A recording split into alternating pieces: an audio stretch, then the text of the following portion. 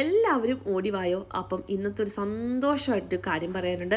നമ്മുടെ നെസക്കുട്ടി ഇന്ന് ആദ്യ അക്ഷരം കുറിക്കാനായിട്ട് പോയിക്കൊണ്ടിരിക്കുകയാണ് കേട്ടോ.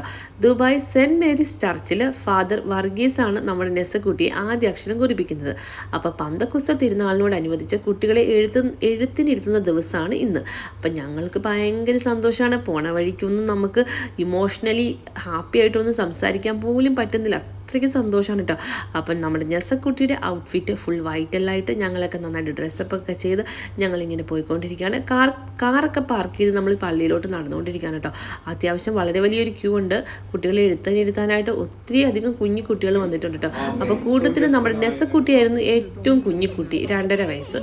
അപ്പം അടുത്ത മാസം മുതൽ മോള് നഴ്സറി പോകുന്നത് കൊണ്ട് നമുക്ക് എഴുത്തിനിരുത്തിയേ പറ്റൂ. അവൾ ആദ്യം കുറച്ച് കരയൊക്കെ ചെയ്തു.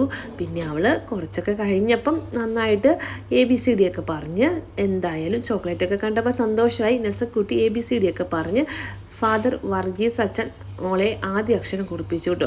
ഇത് നമ്മളുടെ ജീവിതത്തിൽ മറക്കാനാവാത്ത ഒരു അനുഗ്രഹീതമായിട്ടുള്ള ഒരു സമയമാണ് കേട്ടോ. അപ്പോൾ എന്നും ഓർമ്മിക്കാനും ഇപ്പം എല്ലാവരും പറയുന്ന പോലെ ഡോക്ടറോ എഞ്ചിനീയറോ ഒന്നും ആവണ്ട, നല്ലൊരു മനുഷ്യനാകുക, നല്ലൊരു ക്യാരക്ടറിന് ഉടമയാകുക എന്ന് മാത്രമേ നമ്മൾ പ്രാർത്ഥിക്കുന്നുള്ളൂ.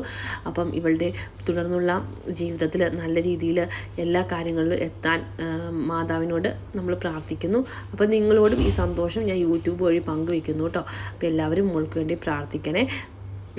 എന്നിട്ട് എഴുതി കഴിഞ്ഞ് നമ്മൾ പള്ളിയിലൊക്കെ പോയി മാതാവിനെയൊക്കെ കണ്ട് പ്രാർത്ഥിച്ച് നമ്മൾ വീട്ടിലോട്ട് പോകുന്ന വഴി ഇതിൻ്റെ ഹോളിഡേ ആയതുകൊണ്ട് ഒരു അറബിക് ഡാൻസ് ഒക്കെ കണ്ട് ശേഷമാണ് നമ്മൾ വീട്ടിലോട്ട് പോയത്. അപ്പം ഇനി അടുത്ത വിശേഷമായിട്ട് വരുന്നവരെ എല്ലാവർക്കും tata bye bye, see U.